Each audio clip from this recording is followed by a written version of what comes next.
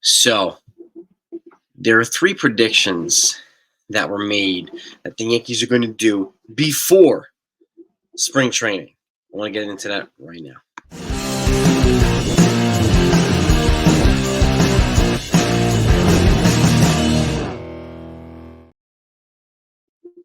Hey, everybody. Hope you're doing well. Hope you're ready to enjoy a good Super Bowl, too.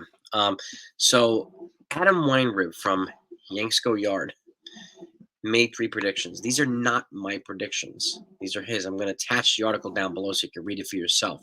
He's predicting that the Yankees are going to make 3 moves before spring training. Pitchers and catchers report Wednesday. Okay, and then position players the week after that. So these are expected. These would be expected to happen in the very near future. Okay, the first move is going to be Spencer Turnbull, who's been a pitcher, he's a 31-year-old pitcher. He hasn't really had a portrait of consistency or good performance. So the reason why this prediction is here because he's one of the only guys they could probably bring in on a minor league deal.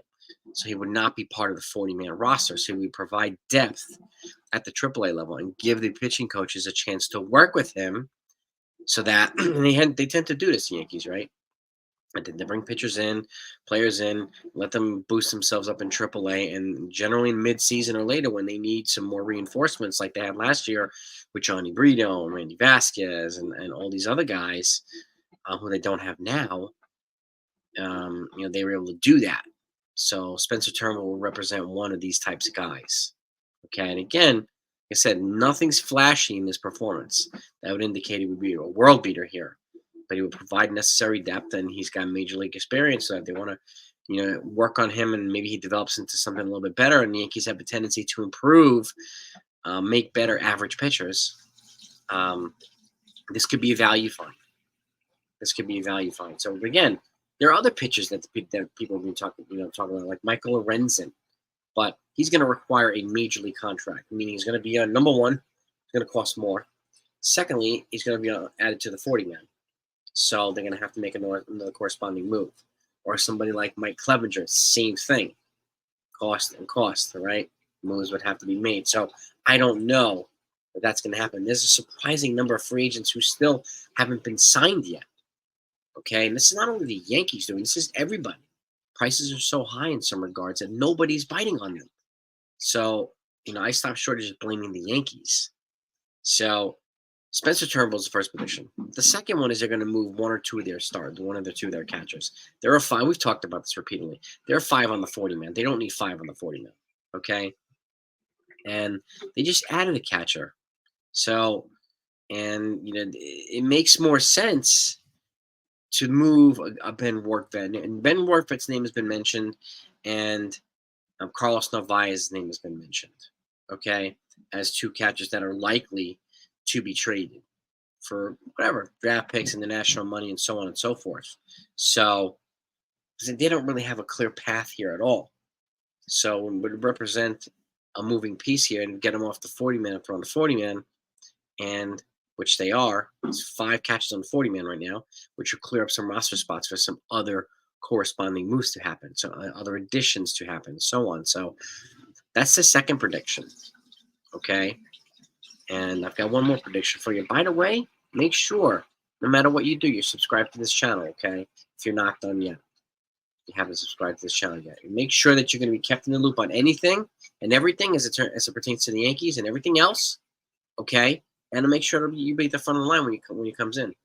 When the news comes in, the reporting comes in. So hit the notification button. If you enjoy the content, hit the like button too. I thank you so much for it. I want to make sure that you're in the front of the line, okay? Now, before I get into the third prediction, which I find is the most interesting to me and the most fascinating, the Yankees are still showing a willingness, according to reports, that they're still willing to trade for Dylan Cease.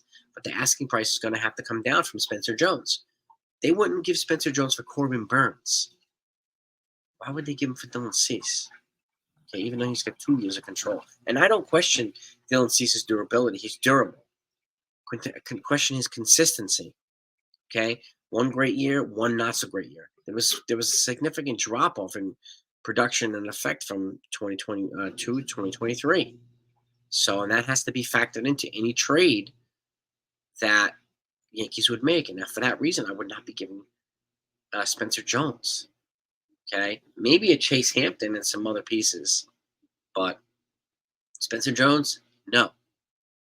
I'm not giving at this point. I'm not trading Spencer Jones for anybody.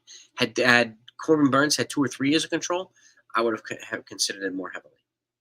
Okay, but not for 1 year of Burns or 2 years of Cease.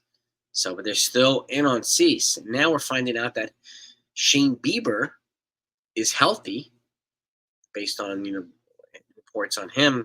And he's got a Matt Blake connection. So if they're going to trade for anybody, it might be Shane Bieber. He could be a difference maker here for the Yankees if he confirm, if the reporting is confirmed that he's healthy, and the Yankees would definitely not have to give the same type of package that they would for Corbin Burns. So that would represent a good fit too. So I would keep an eye on this in terms of, and obviously we've talked about Edward Cabrera and a couple other arms, Brian Wu, Bryce Miller from the Seattle Mariners, Edward Cabrera from the Marlins, because the reporting came out last week, and we did a video on this too, was that the Marlins plan on trading one of their young starting pitchers before spring training and before the season starts. Also, right around the corner. So yeah, I'm sure the Yankees are in on that too, keeping their eyes open. But they're not going to make a deal just for the sake of making a deal, right? They're not going to make a desperation pivot move because the Orioles got Corbin Burns, right? So I know some folks are saying, "Oh, you should have given Spencer Jones to Corbin Burns because if they won the World Series next year, even if Spencer Jones turned into be the next Mickey Mantle or whoever, would you care?" Well, yeah, people would. I would, because those same people would be blaming Cashman if the Yankees traded for him and Corbin Burns, and he wound up needing Tommy John. Those same people would be blaming Brian Cashman for this, which is comical. So that needs to be factored into, which is why I like to care both sides of the story. I like to play all sides, make sure we're well informed in our decision making. But back to the information at hand. The last prediction is that the Yankees are going to bring in this man, Corey Kluber, recently retired Corey Kluber, as either an instructor or a consultant or a coach or something like that into the Yankee system. He would invite to spring training to mentor some of the young kids and help develop. For those that don't know, Michael King learned how to perfect his breaking ball because of Corey Kluber. Okay, there's a reason why Aaron Judge invites Corey Kluber to a lot of his events and has him as part of his personal entourage. He's close friends with Corey Kluber. Okay, provides a lot of value. He was a great teammate. He was a great Yankee too. Okay, he was only here for a year. We had a no-hitter with him, but he could bring so much value and be such a valuable asset, whether it's a coach or a consultant or instructor or whatnot here.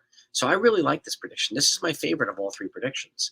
The second one, moving the catchers, to me is a no-brainer. Spencer Turnbull, I can go one way or the other on, but I could see them, if you can get him on a minor league deal and stash him as depth, okay.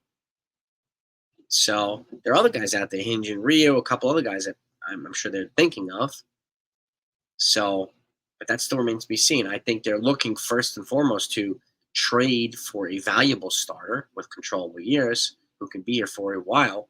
So, and I said this the other day on my live stream. It says, if you trade for Burns, he's a similar age. He's a year or 2 younger than Garrett Cole. Like, when Garrett Cole eventually starts to decline, Corbin Burns is going to be on the decline too.